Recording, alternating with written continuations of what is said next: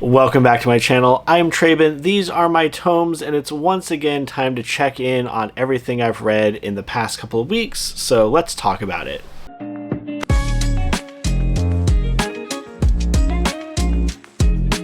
I have let a couple of weeks slip by, but we're not going to do anything dramatic this time. No falling paperbacks on my head. We are catching up on September's 30 for 30 manga challenge, as well as talking about a few of my more recent reads. I've been doing really well with getting some of my challenges out of the way, so I'm excited to share that and to talk about what I've been looking at in the last few weeks. We're going to start, like I said, with the end of the manga tournament, and one of the volumes I read toward the very end was Spy Family number 4. Now, this is where I left off about a year ago when I dropped the series for the first time. We've since been watching the anime, so I did not go back and reread volumes 1 through 3. We've pretty much covered all the events that are in those volumes by watching the anime, but I will say this is one of the more entertaining and consistently funny comedy manga series, and I really do enjoy it. This one is very Bond-centric. That is their little pupper here, Big Pupper. He has a certain special ability, as many of the characters seem to do, and I really like how it shows how that ability is going to factor into the rest of the story and to this overarching motif of like keeping secrets at the same time, like coming together as a family, working together. I feel like this comic has done a very good job of balancing those comedy moments and this like running gag of having to keep secrets from one another, but also being consistently heartwarming and funny. A lot of series like this tend to peter out with the central joke of the series, transform into something different. This happened with like Kaiju number 8, for example, but I'm really happy to see how long this series has kept on with that central joke and consistently delivering on these really humorous storylines. So I really do appreciate it. I think it is one of the funnier series being published right now as far as manga goes, and I would highly recommend it. I also read Puella, Magi, Madoka, Magica. There we go, got it. And I really enjoy this one. I really like the anime series this is based off of, and it's my understanding that the anime series was first, and this is an adaptation of that series.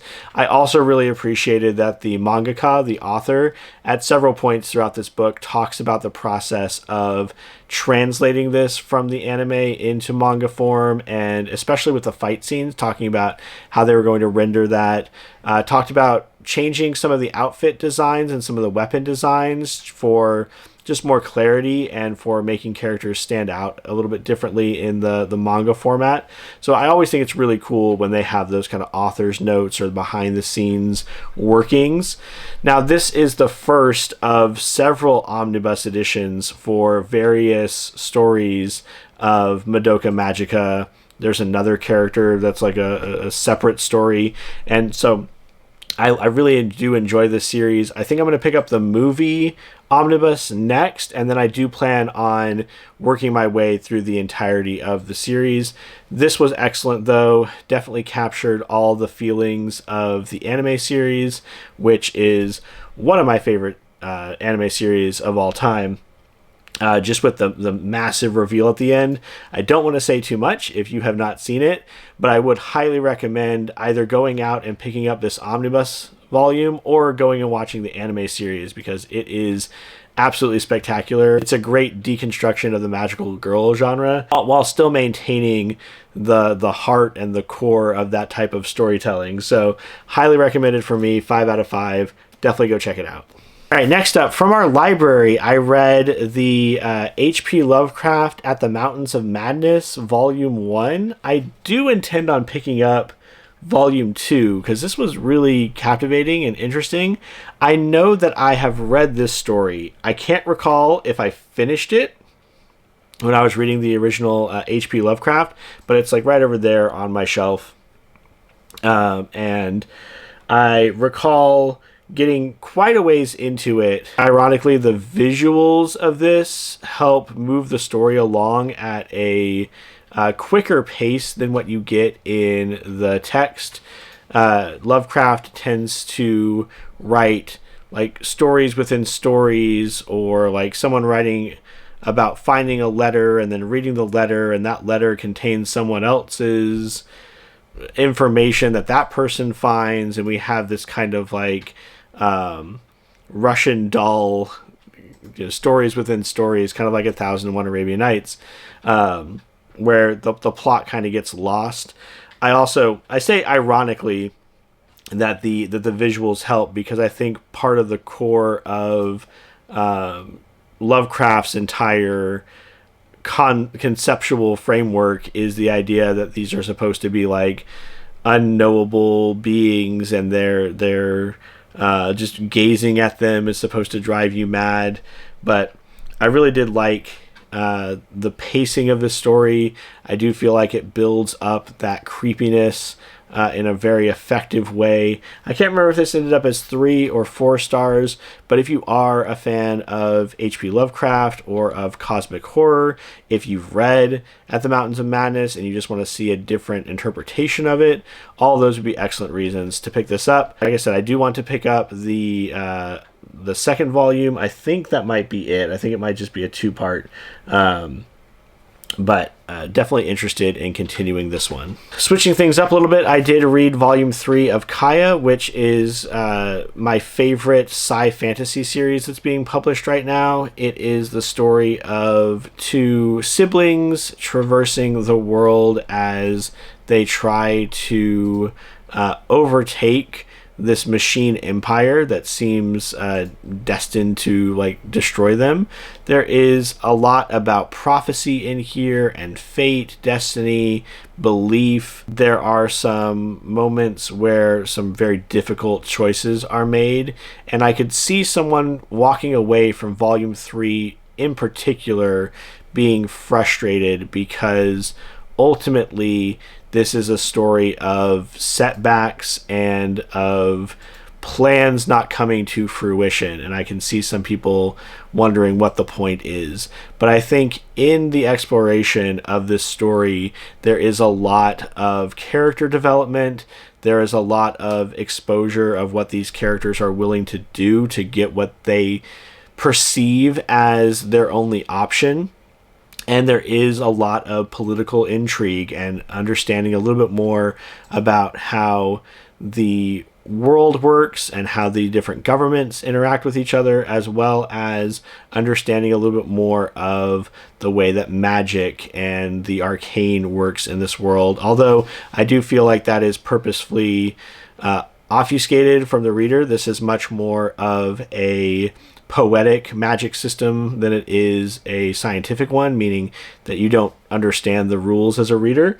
But anyway, I think it's clear that there's a lot going on in here, and I think that it has a lot of interesting layers, very thought-provoking moments, very cool characters, good world building. I think that it is just an excellent read all around, and if you have been sleeping on this series, you should go pick it up. It is amazing. I also read through Hyde Street, which just got released and is part of my 25 for 2025. This is basically a modern day Twilight Zone, which I feel like it really wears that reference on its sleeve. There is voiceover effectively at the beginning of every chapter that ends with, and you find yourself on Hyde Street, in much the same vein as like Twilight Zone or The Outer Limits would do at the start. This is more horror focused than either of those, which were more like sci-fi, and Twilight Zone was kind of all over the place, but this is squarely horror focused and finds a group of individuals who have found themselves on the titular Hyde Street, and become basically players in a scorekeeper's game where they have to deliver a certain number of souls to him, and then they will be able to not only get out of Hyde Street, but return to their lives, and their lives will be incredibly prosperous. I found most of the characters intriguing, and very early on, there's a good hook where you see a large scoreboard of different names of characters you've not been introduced to yet, and how far they are progressing along this path of reaching, I think it's 3,000 souls, something like that. And there are some that are doing well, and some that aren't doing that great. There's some that are at 0, and so it raises some questions, and you do get some answers as you move through this. I do feel like some will be turned off by the kind of glib nature of some of the deaths here, and the way that it handles like retribution and revenge is not very nuanced, we'll say. I also feel like the very end, where you learn about one of the characters' motivations, felt cheap considering his actions that preceded in all the previous volumes. But for what it is, for kind of a modern day Twilight Zone / Tales of the Crypt-esque kind of story, I did find enough enjoyment out of this. I think I gave it 3 or 4 stars. And if you are in the market for a new horror read, a new anthology that kind of relies on like the twist ending and the that kind of storytelling you come to expect from like The Outer Limits, I think this is a good pickup. And it's good for the season, right? Halloween's right around the corner. This would be a good one to read for the spooky season.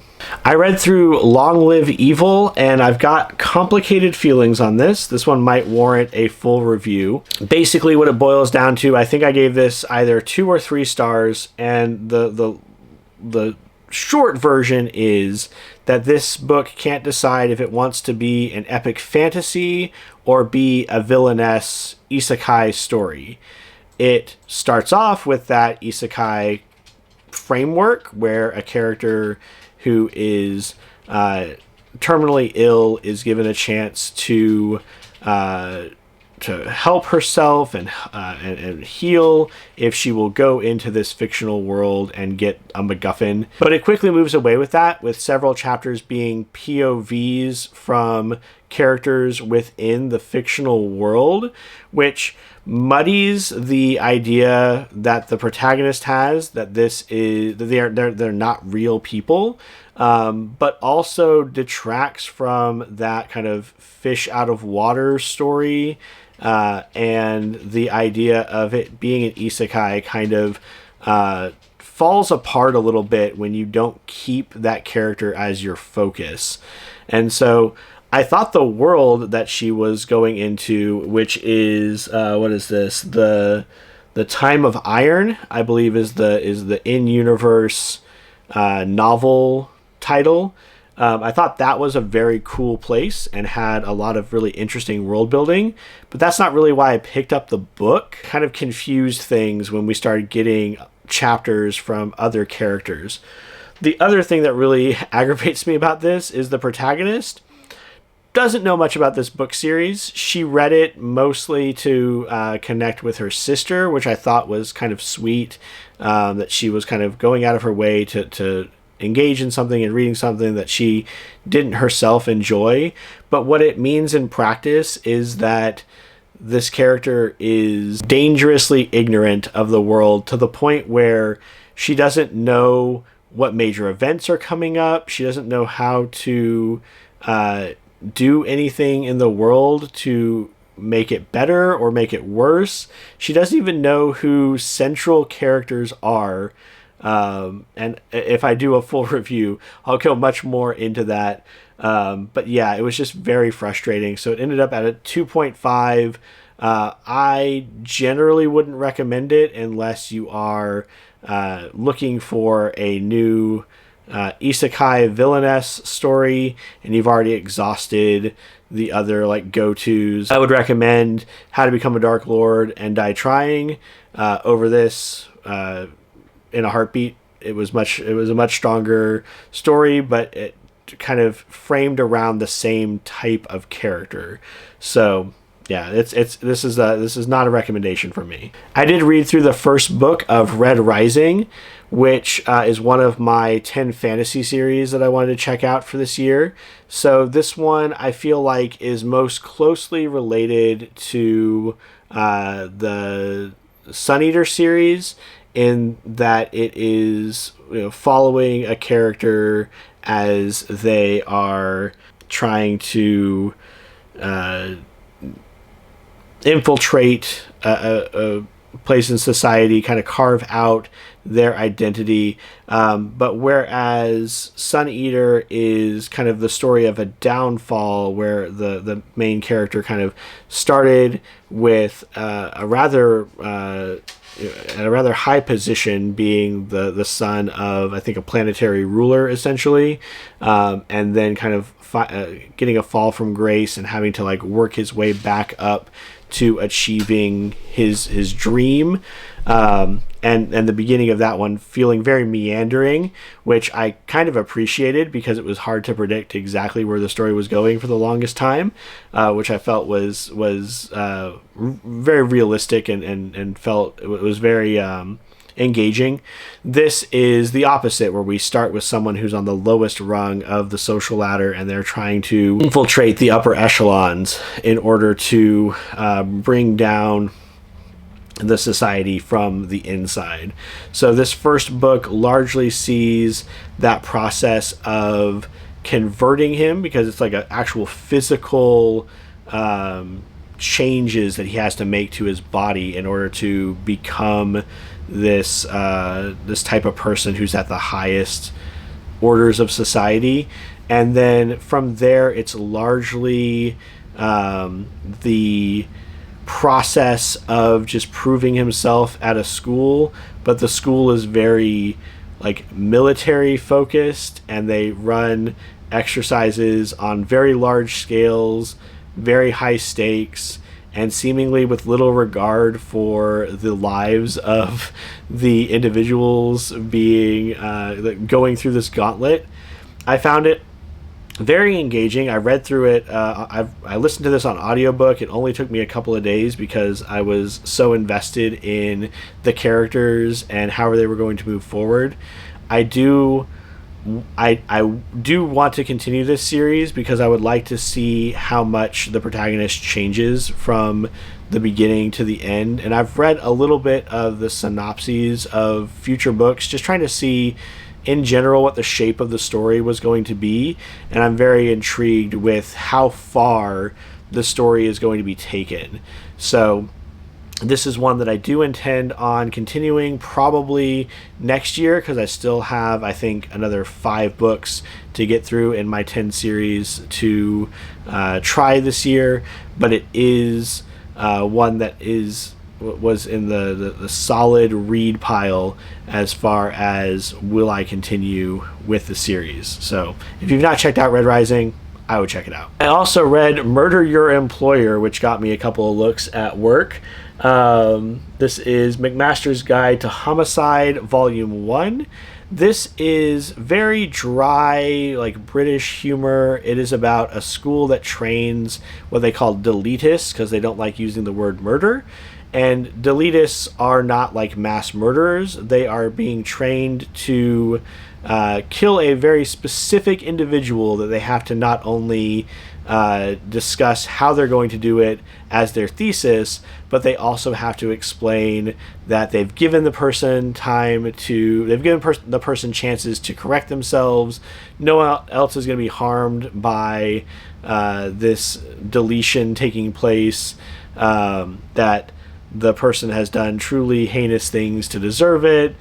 So it's not just like, again, it's not just like mass murder. It is like very specifically revenge on people who are terrible. The main character, Cliff Iverson, is wanting to kill his boss, who has possibly killed one of his employees, and definitely like set up his employees for like crimes in order to cover his own tracks. So they make it very clear that the people that they're going after are truly terrible people. The bulk of the book takes place at the school and deals with these absolutely outlandish tests that they have to go through.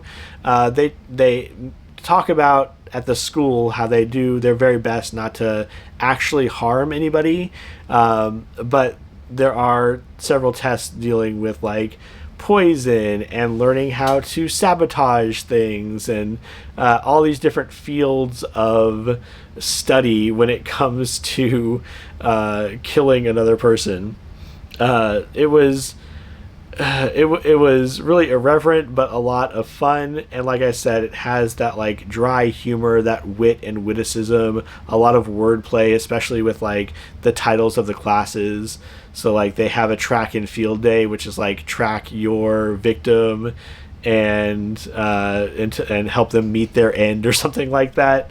And then about, I don't know, with about 150 pages left, so just over halfway, we move beyond the school, and I really was uncertain what was going to happen at that point, but the rest of it is split between 3 stories of like what happens after the school with these individuals trying to execute their thesis.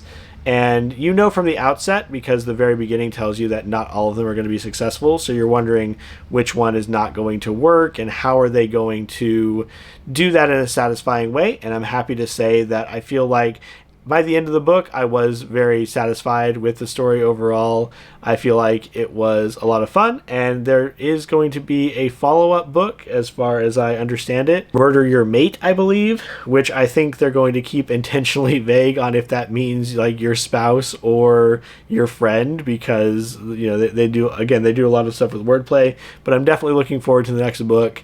I also really want to check out some of the other things written by this author. So they've apparently shown up in the Christmas murder book, not the collection that I have, one that was much earlier, was published much earlier. But they also have a book that has a soundtrack, and the soundtrack, it contains clues for solving the mystery in the book. That sounds really cool. So this is not a whodunit. This is kind of the most you can do is try to figure out from all these like disparate things that they're learning at the school, like how is their thesis going to play out. But it was a really fun ride, and again, this one only took me a handful of days to get through because it was so engaging and so fun that I really enjoyed picking it up and getting to that next chapter. So highly recommended. Another one that was on my 25 for 2025, so another challenge that much closer to completion. Finally, we have Katabasis by R.F. Kuang. I've got the nice, look at those edges. You can pick this up at Barnes & Noble.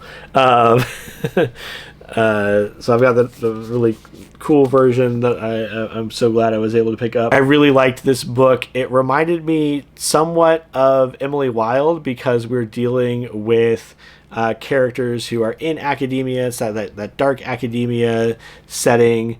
But what I really liked about it was that R.F. Kuang has created this world in which what is to us these fictional stories of hell and the afterlife are like reference texts for the individuals in this book. Dante's Inferno or Orpheus and Eurydice, those are all like real people who wrote about what the afterlife is like, and you learn about like the subjective nature of it. There are some chapters in here that deal with the perception of like 4-dimensional space and how it would appear to someone who is not used to seeing it, which I thought were just like really crazy concepts and a lot of fun. I also really liked the central conceit of the book, in that these two grad students are going to rescue their professor from hell, not because they like him, but because they need him for their like dissertations and to get good references so that they can move on to prosperous careers. I also thought for the longest time that this book was third person limited, because for the bulk of the beginning, it is from one character's perspective, but it does eventually shift over into the other main character, and it does so at a point where understanding that character's background is incredibly important for illuminating some of the things that have happened before. I thought that for a story about, traveling into the underworld, and one that could end up being very formulaic as far as like going through the motions of these different sections of hell and then eventually getting to the end. But like there are enough wrinkles in here and interesting concepts to keep that momentum flowing. I really liked not only the protagonist, but a lot of the secondary characters, including the antagonist, and I feel like the ending was appropriately bittersweet, but it could have been much darker, and I'm very glad to see that R.F. Kuang did not do that in this particular case, and that it ended up being something that was ultimately heartwarming, if still a little sad, which I think is the best we could hope for with this type of story. So if you've not checked this out, this is a newer release. I would highly recommend it. This one I think ended up again at 4 or 5 stars for me, so a really solid read. Would definitely check it out if you're into dark academia, or if you're into those stories of traversing the afterlife, and you want to see a fresh take on the different circles of hell as seen by college students. So what is up next on the docket? I've got a couple of books in the works right now. So I am listening to the audiobook for Strange the Dreamer. I have the physical copy over on my cart as well, but currently my physical read is House of Leaves, and I'm honestly not sure how long that's going to take, because it is a massive book, and I know it's only going to get weirder the farther I get into it. So far, the most I've had to deal with are extensive footnotes that seem completely useless and rambly, which was fun in and of itself, but I'm very much looking forward to getting further into the book and exploring it, but I feel like it's going to be a while. I think it's going to be an experience, and so I think it's going to take me longer than it usually does to get through that particular text. I do plan on picking up some more comics. I know that there are volumes of Radiant Black that I've not picked up yet, and some other things in the massive verse that I'm kind of falling behind in. I also just want to go down to the comic book shop and find something that's horror adjacent for the spooky season, so that I'm not only reading horror books during Christmas and summer for Summerween and Winterween, that we actually do it during Halloween season as well. So that's something to look forward to for next time. Hopefully I will get that next video out a bit sooner, but until then, I hope your reading journey is going well. Please don't forget to like, comment, and subscribe to help us grow this corner of our booktube community. Let me know down below what you're reading right now. Are you reading something spooky for the Halloween season? Have you taken a look at any of these books, or at House of Leaves, at Strange the Dreamer? What am I getting myself into? And until the next one, take care. I also read Puella, Magi, Magical Madoka. Nope. I read Puella, Magi, Madoka, Magica. I read Puella. I also read Puella, Magi. I also read Puella, Magi, Madoka, Magica. Yes.